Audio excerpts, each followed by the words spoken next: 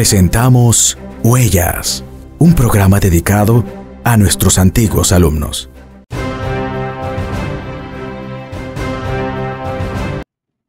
Señores de los 98.3, qué bueno que estamos aquí en el día de hoy para hablar sobre historias, para hablar sobre el comportamiento de una persona que en el día de hoy pues va a hablarnos ampliamente sobre su paso por nuestras aulas. Estamos en el programa Huellas, el programa de los antiguos alumnos que permitirá conocer historias, lograr que puedan ustedes entrar en este camino de conocer un poco de lo de antes, un poco de lo de ahora y un poco del futuro que nos vamos o nos estamos ya trazando.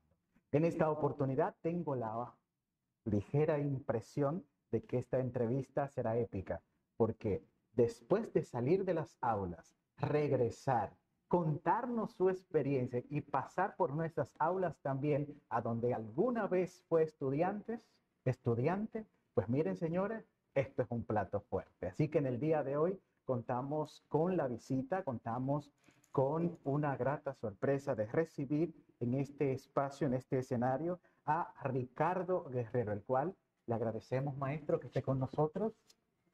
De verdad que vamos a tratar de hacer una conversación súper interactiva y sobre todo contar un poco sobre su experiencia, primero en el ámbito profesional. Cuando hablamos de Ricardo Guerrero, estamos hablando de un profesional y profesor de ingeniería eléctrica por más de 20 años. Esto implica de que su experiencia en la parte energética también lo ha llevado un poco a las asesorías, ¿verdad? Y en esa línea me gustaría que como que entremos un poco en esa dinámica. ¿Cuáles son esos proyectos? Rápidamente, vamos como a entrar así a conocer un poco sobre la parte suya profesional, esas asesorías, en la cual nosotros en el día de hoy podemos identificar o ver. Bueno, primero agradecerle mucho, agradecerle Riqué en esta oportunidad, agradecerle a Ruth, a Julio Permús, y por qué no a Andrickson y a toda la comunidad del Politécnico Loyola que me ha permitido estar acá y esta sorpresa con este cambio de modalidad también de ustedes. Buenísimo. Así que me siento orgulloso de estar acá. En Politécnico Loyola me siento en familia, ahora es el instituto, no me lo sé bien todavía, el ISPL.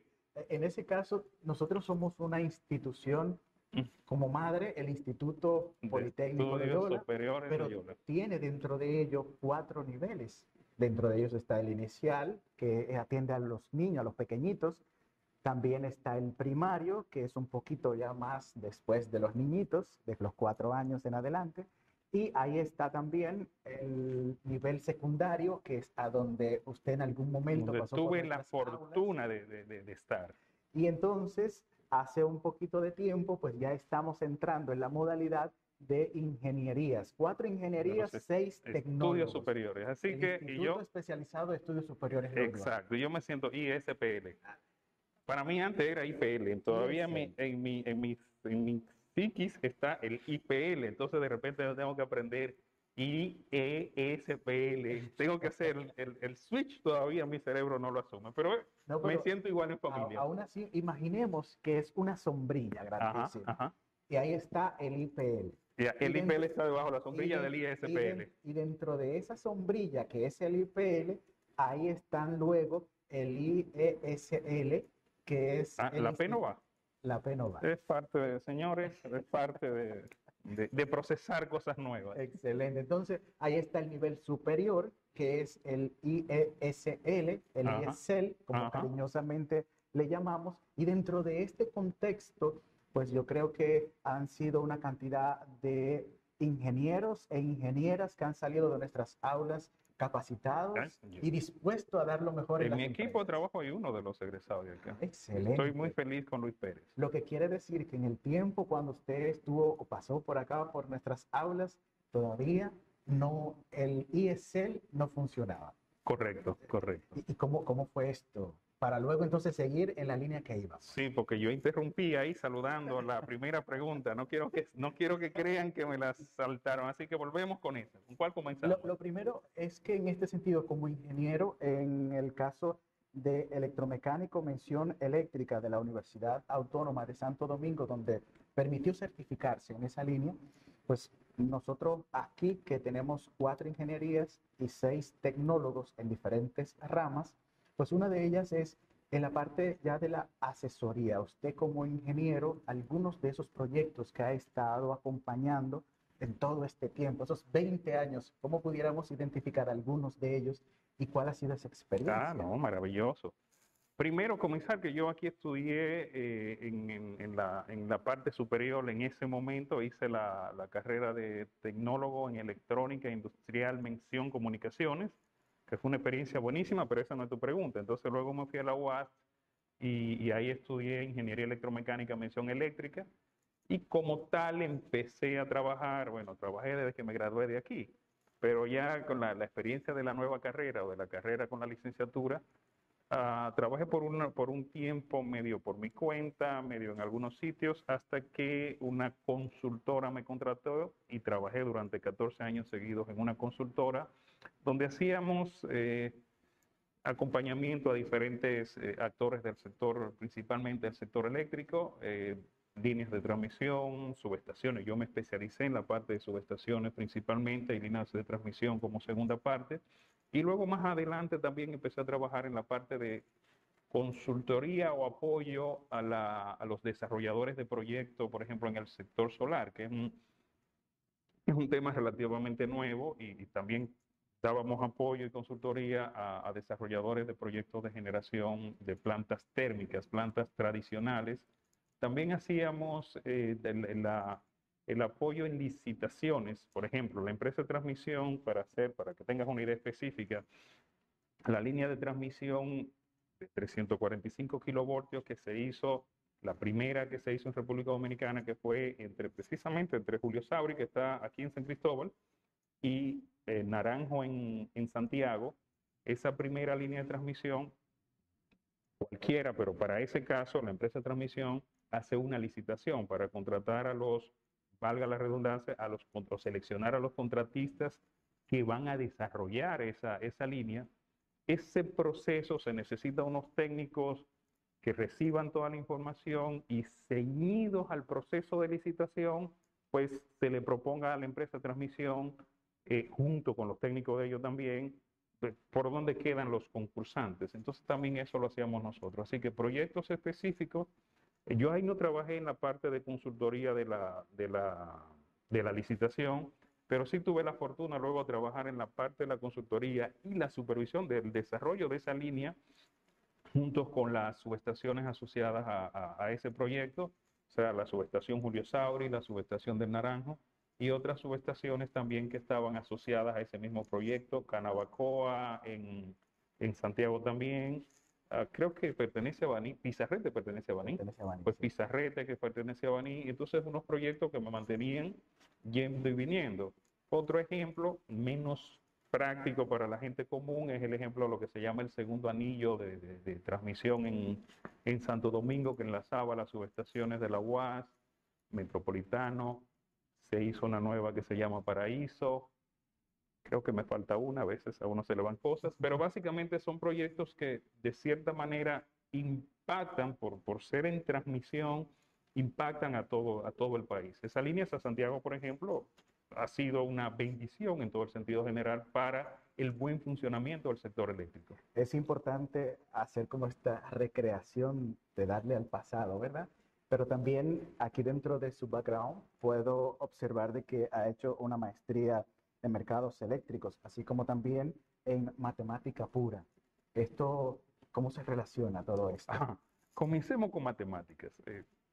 El mundo es matemática. O sea, la, la, creo que Einstein no era bueno. Ahí estoy haciendo memoria, señores, no me culpen mucho. Einstein creo que no era muy bueno en matemáticas y se desarrolló como un gran físico.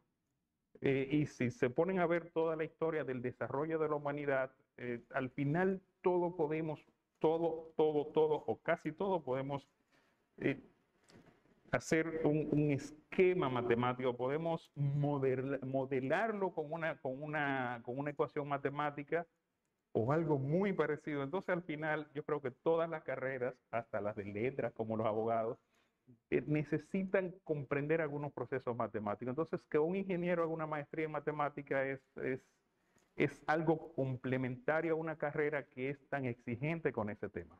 En ese sentido también podemos decir de que ha hecho especialidades en el exterior también, y eso es importante. Bueno, en el caso de esa de matemáticas realmente no he presentado tesis, así que no puedo presentarla como que la concluí. La que sí concluí fue la maestría en mercados eléctricos, que por supuesto está súper asociada a la carrera, el título lo dice. Y luego he tenido la fortuna de hacer, por ejemplo, una especialidad en transición energética que se hizo y gestor energético. Esa fue con la Renewable Academy de Alemania.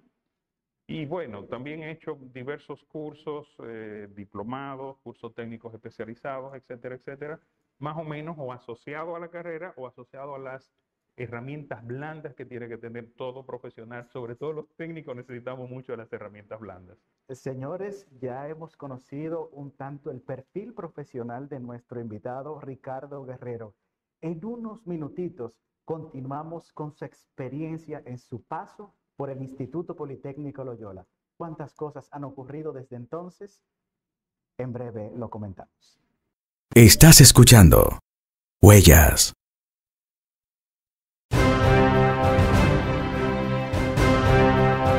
Y ya estamos de regreso en su programa Huellas. Seguimos conversando con el ingeniero Ricardo Guerrero. Justamente ahorita nos quedamos en conocer sobre la experiencia en Loyola, pero antes de entrar en la experiencia, después que usted terminó como estudiante, también vino a la institución como docente, docente que también en la actualidad es en la Universidad Autónoma de Santo Domingo. Pero ¿fue aquí cuando se inició como docente o ya usted venía con una experiencia previa desde Santo Domingo? Qué buena pregunta.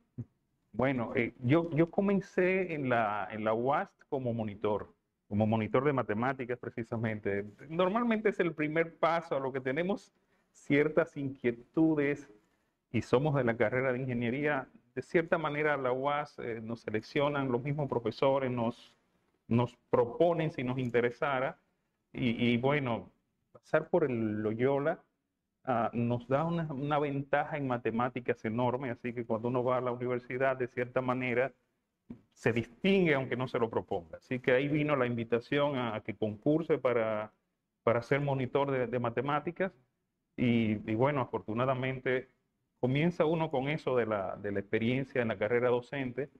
Luego, al final de la carrera de ingeniería electromecánica, que terminé en el 2001, el Politécnico se le presentó una necesidad y me pidieron si podía apoyarles dando una materia de electrónica, precisamente electrónica 1 y 2 se llamaba en aquel momento, y el tiempo me lo permitía en ese momento, así que hice algún permiso especial con mi compromiso laboral en ese momento y venía por 2 días a la semana, creo que hasta mediodía, 2 veces, y así fue como comencé esa linda experiencia aquí en el Politécnico Loyola.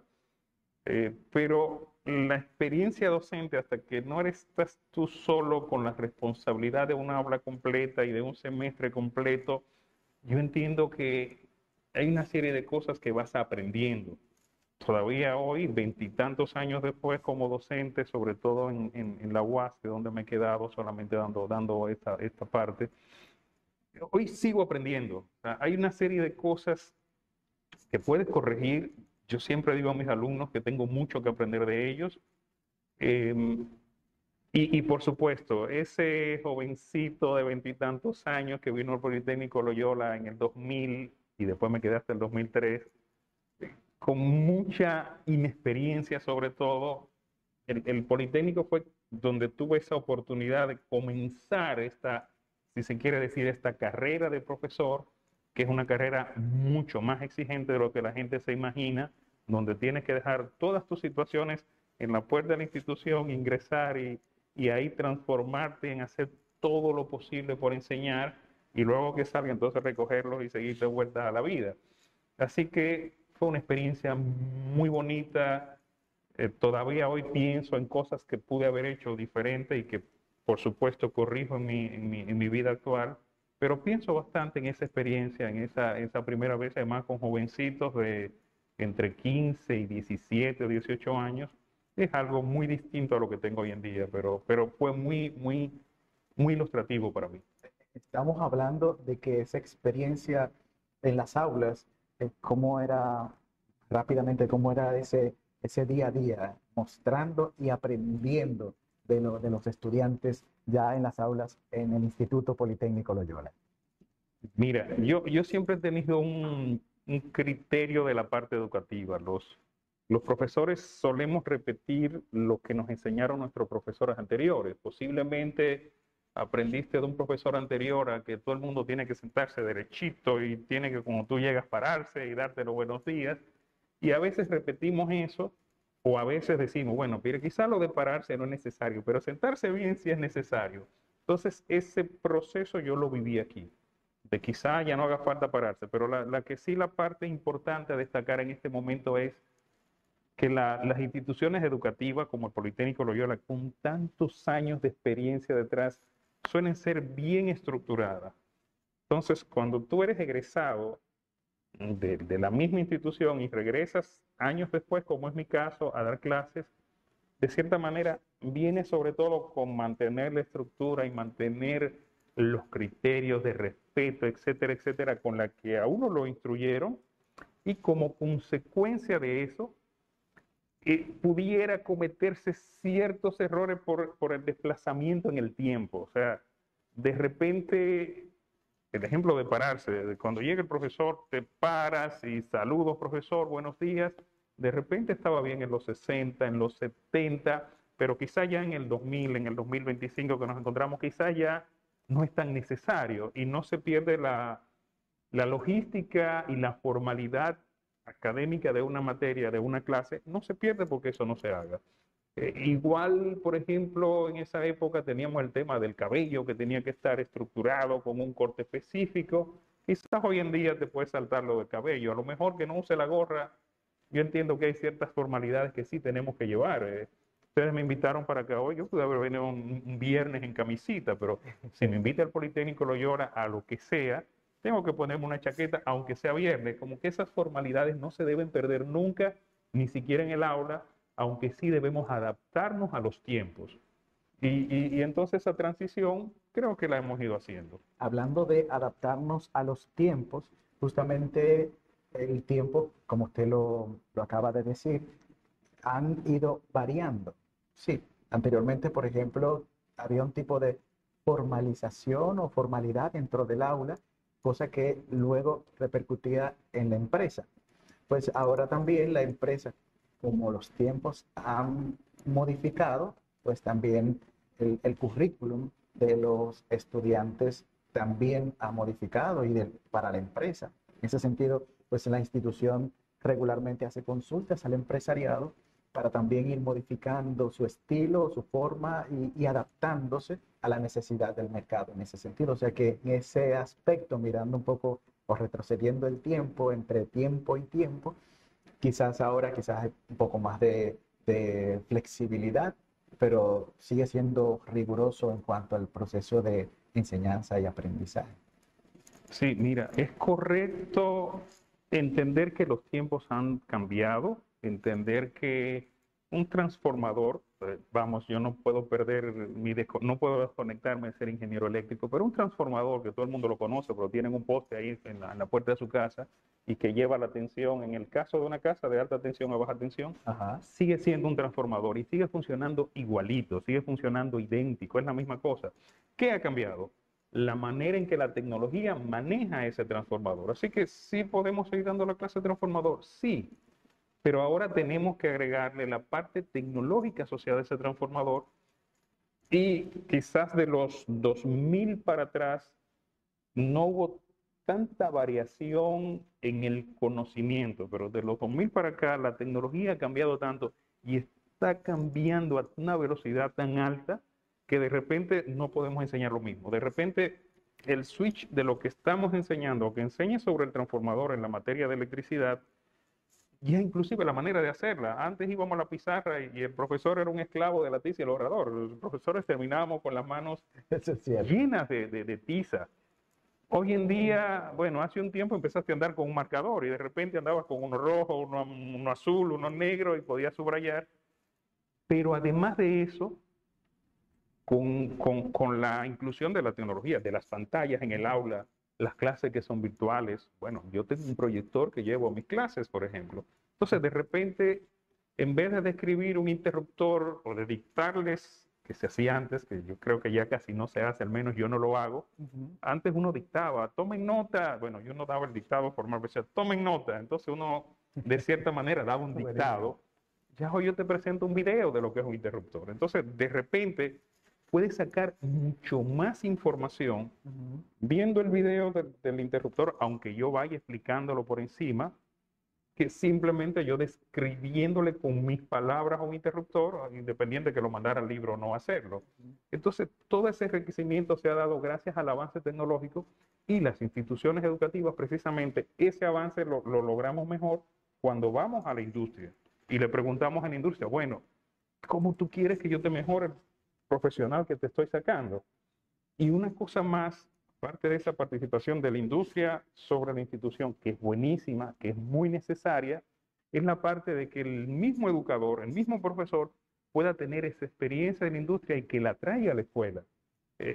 Ponemos el ejemplo, siguiendo con mi trabajo anterior y mi experiencia anterior en subestación, en línea de transmisión. O sea, los libros lo dicen todo, pero no te dicen, por ejemplo, qué puede pasar cuando el terreno para una subestación o para una línea de transmisión, para poner la fundación de una línea de transmisión, es malo, es inestable.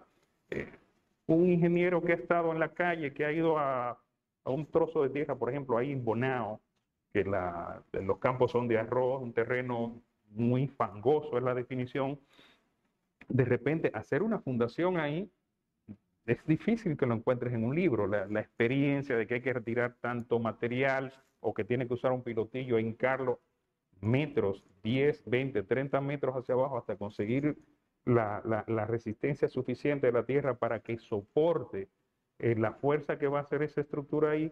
Quizás esa experiencia la tiene que traer el profesional al aula, lo tiene que traer el profesor, pero no el profesor, el profesional de allá afuera, que es el profesor de aquí dentro, tiene que traerla consigo para poder transmitirla a los estudiantes con conocimiento de causa, con que lo viví. Pero hoy en día tenemos otro tema, ¿eh? Hoy en día con la internet, señores, cualquier estudiante entra a cualquier página y ahora que tenemos las inteligencias artificiales y puede encontrar videos, puede encontrar experiencias en vivo de profesionales que la ponen en vivo y entonces de repente ya la estructura es distinta, pero esa influencia, que fue tu pregunta, de la industria sobre la institución educativa es imprescindible para adaptar a los tiempos ese producto terminado que es un egresado. Buenísimo. Señores, y ahora entramos en breves minutos a algo central. Es cómo fue la vida suya en las aulas. Ya hemos dicho desde su área profesional y sobre todo este repaso hacia su vida profesional y de cierto modo lo que ha traído a la institución y cuántas cosas han ocurrido en cuanto a transformaciones y cambios, pero ya en un momentito entramos en cómo ha sido su vida o cómo fue su vida como estudiante. No se muevan. En minutos estaremos hablando al respecto. Estás escuchando Huellas.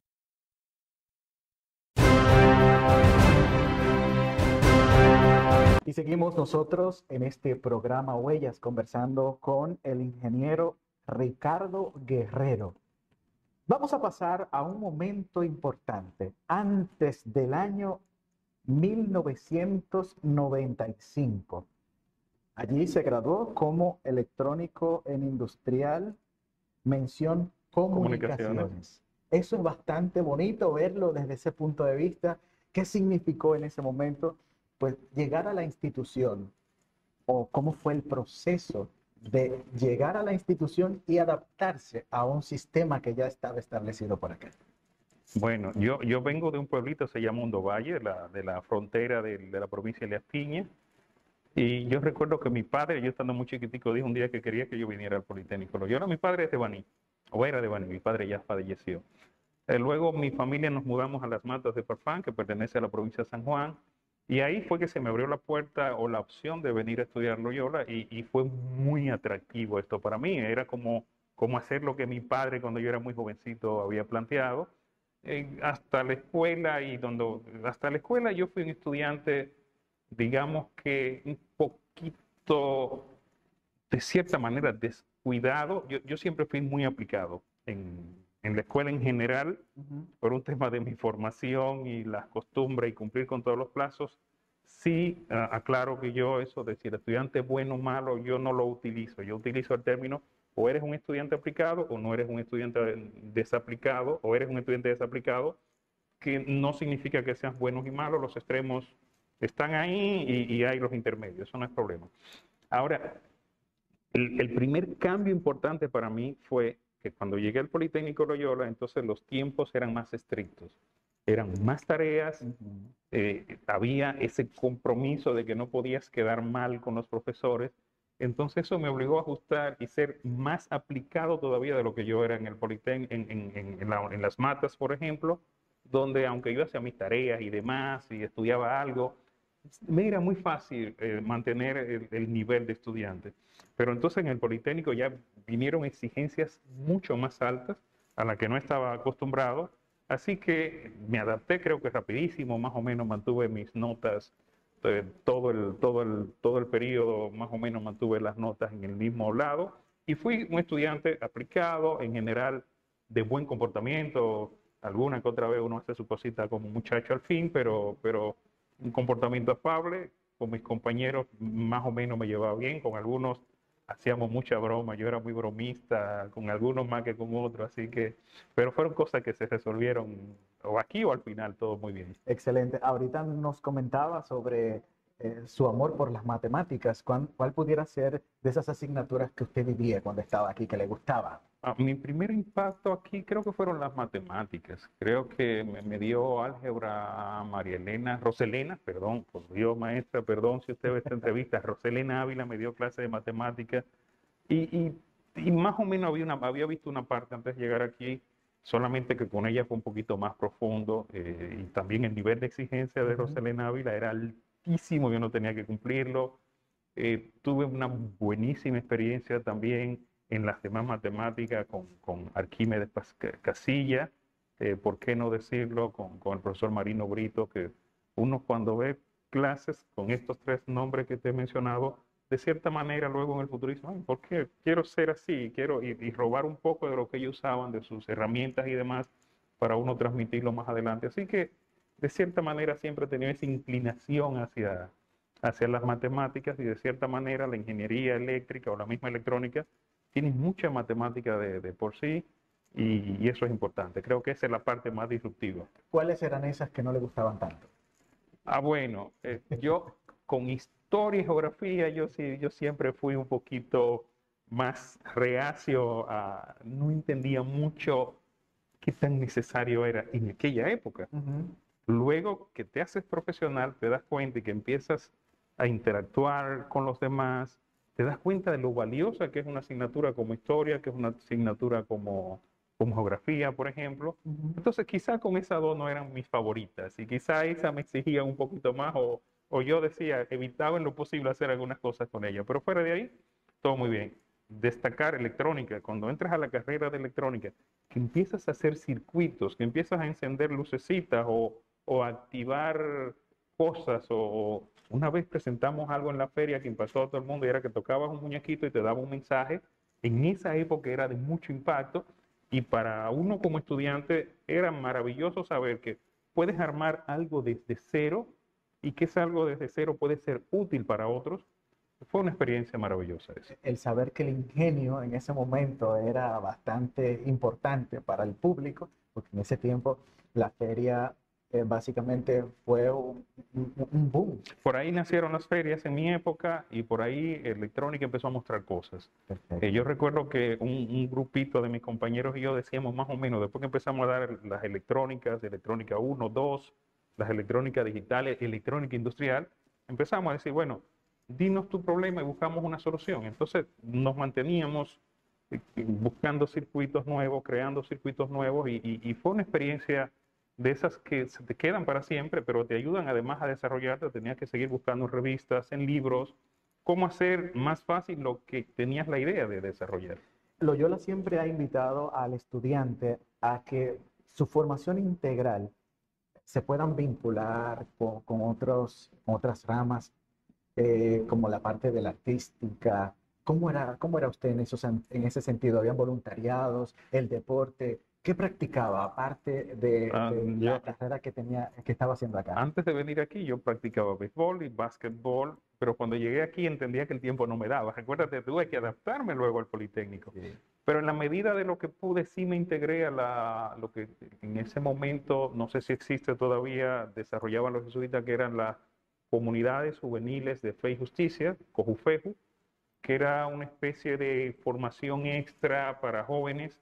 Y bueno, me integré bastante con COJUFEJU, y en el mismo Politécnico. Entonces yo apoyaba en temas asociados a equipos nuevos que había que conectar, que instalar, que entenderlos. Entonces, ahí tenía como que mis habilidades en electrónica eran más o menos conocidas por ciertos profesores, me pedían apoyo en esa parte y los brindaba. Ujú. Pero la verdad es que quizás mi gestión de tiempo no era la mejor, le dedicaba casi todo el tiempo a estar al día en las cosas, y por eso perdí mucho la conexión con la parte de deportes.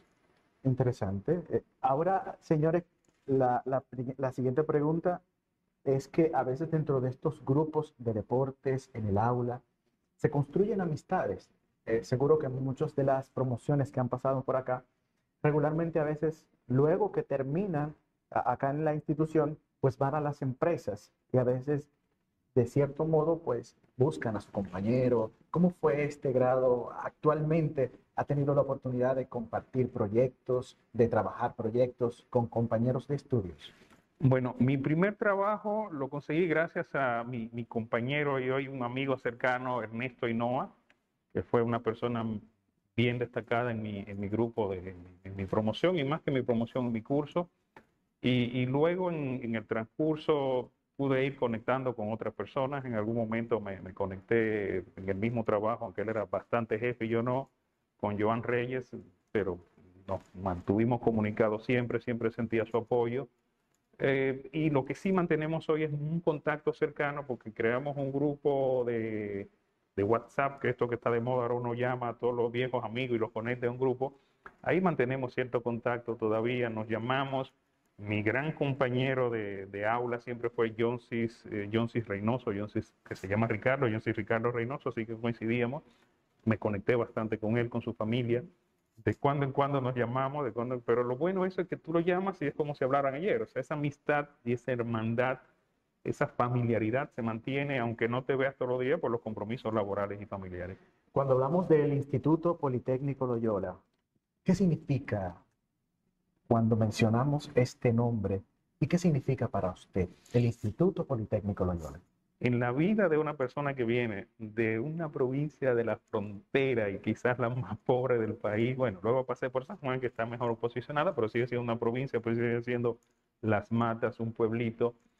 De repente llegarte a una ciudad grande como San Cristóbal, con toda la logística que implica San Cristóbal, y sobre todo entrar a una institución que te cambia todo lo que habías hecho de ahí hacia atrás, es bastante disruptivo.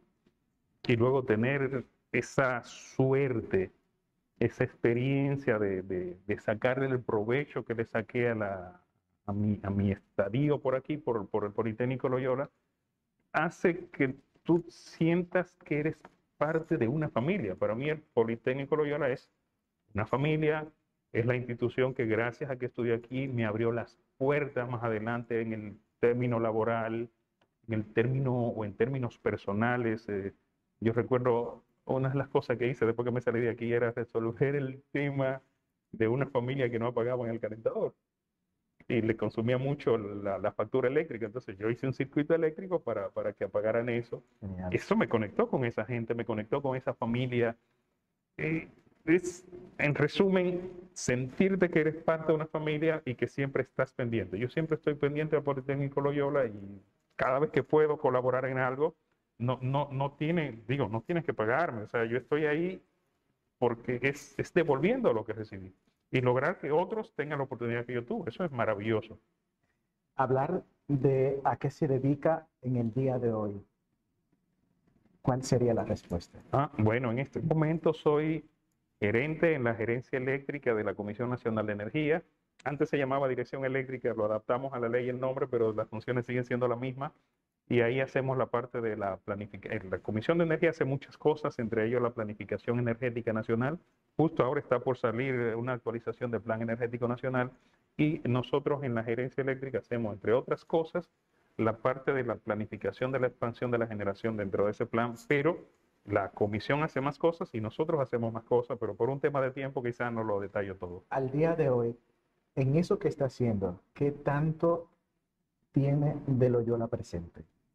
Sobre todo la formación y el compromiso. O sea, el Loyola, aparte de enseñarte la formación técnica, te da una formación humana ahí que no te están diciendo, esto es la formación humana, pero está ahí, te la acompaña cada cosa. El plantel como tal, un plantel limpio, organizado, es una estructura para estudiar. A mí me encanta cada vez que vengo a ir a ese plantel, a ese patio. Entonces nos da la organización, nos da el compromiso. O sea, uno como estudiante aquí se siente comprometido desde que entra por la puerta y esa parte no hay manera de que te desconectes de ella. Entonces, hoy en día, más orientado a electricidad que a la electrónica que hice en su momento, pero Loyola nunca deja de estar presente en lo que soy hoy, por supuesto, gracias a mi familia, gracias a mis padres, etcétera, etcétera, a mis hermanos, por supuesto, pero igualito, hay una parte desde los 14 a los 18 años estuve aquí, esa parte es importantísimo y lo que recibes en ese momento jamás lo pierdes. Puedes intentar negarlo. Yo sé de gente que intenta negar su paso por la institución. No lo logras nunca porque es parte, eso se metió en el chip cuando se estaban formando ahí, ese chip que lo crearon, esa memoria ya no puedes borrarla. Estoy pensando en memoria RAM, memoria EEPROM, etcétera. No puedes borrarla. Y es parte de lo que yo entiendo que entre mis cosas positivas y mis posibles errores y cosas y oportunidades de mejora que tengo hoy en día, el paso por el Loyola creo que queda en la parte positiva. Excelente. Ahora vamos, como estamos entrando en la parte final y ya casi nos están haciendo unas señas por allá de que tenemos que finalizar, pues... No, yo quiero seguir, yo me siento muy cómodo. ¿Cuál sería el mensaje a esta nueva generación que sale con un bachiller técnico, que sale como ingeniero, que sale desde un técnico de los programas de educación continuada, que sale o que se está encaminando en inicial, en primaria y más un mensaje para los padres en ese sentido? ¿Cuál sería ese mensaje a esa nueva generación que hoy está tratando de salir adelante? Ese es un compromiso muy fuerte, es un desafío muy fuerte. Bueno, lo primero que yo diría es la parte compromiso, mantenerlo. No importa dónde estés, no importa que estés en donde no quieres estar, pero como estás ahí, lo primero es tener compromiso con ese sitio donde estás y saber que tienes que usar todas las herramientas que tiene para cumplir el compromiso con el que asumiste. Pero segundo, persona que esté estudiando, persona que ya se haya graduado, etcétera, hay una serie de herramientas que un profesional de hoy en día no debe dejar de tener. Comencemos por el inglés o en general los idiomas. Cualquier idioma complementario al idioma materno es una herramienta necesaria para un profesional de hoy en día. Lo segundo es el computador y todo lo que implica el computador. O sea, ya no nos podemos dar el lujo de que no podamos usar, por decir, el paquete básico de Office, valga la promoción para Office, pero lo necesitamos. Lo tercero, programación. O sea, ya un profesional de ayer, un profesional de mi edad puede hacer el lujo de decir, no sé programación, pero un profesional de hoy, no importa la carrera, no importa la carrera, tiene que saber mínimo la programación básica. Yo recuerdo que nos dieron programación en el 90 y tanto, estábamos dando programación nosotros. Entonces, hay que hacer programación y, por supuesto, esta cosa de la inteligencia artificial, señores, tenemos que dominarlo. Es la herramienta de hoy en día que va a seguir nosotros querramos o no. Antes los profesores debatíamos si Google, si el estudiante no podía usar Google. Señores, hoy en día todo el mundo usa Google. Cambió. Así es que las herramientas computacionales, señores, no importa la carrera, si ella estudiaba agronomía, tienes que desarrollarlas sí o no, y tienes tú que ser el usuario de ella, porque si no va a terminar ella siendo el usuario de uno. Así que mejor nosotros. Muy bien, señores, estamos conversando o ya hemos prácticamente finalizado este encuentro en el programa Huellas con el ingeniero Ricardo Guerrero, así como para darle ya el toque final a este programa. Sabemos de que fuera del ámbito laboral y académico disfruta su tiempo en familia, la lectura, la buena música y los deportes. ¿Cuál sería el mensaje final para entonces terminar con broche de oro este programa? La vida no es solo trabajo, señores. Y trabajamos para ganar algo de dinero y poder mantenernos y mantener a nuestra familia. Entonces yo creo que ese tiempo en familia es súper importante. Y ese tiempo fuera de lo laboral es súper importante. Y no nos olvidemos que nosotros, fuera del aula, fuera del trabajo, somos personas, pero tenemos que siempre recordar que donde estemos, aunque ya hayamos salido, tenemos un compromiso. Y ese compromiso incluye hasta cómo nos comportemos fuera de ahí. En resumen, tratar de ser feliz y servir a los demás. Eso es muy importante. Tratar de ser feliz y servir a los demás. De esta manera, señores, finalizamos este programa Huellas. En una próxima entrega nos reencontramos. Bueno, maestro.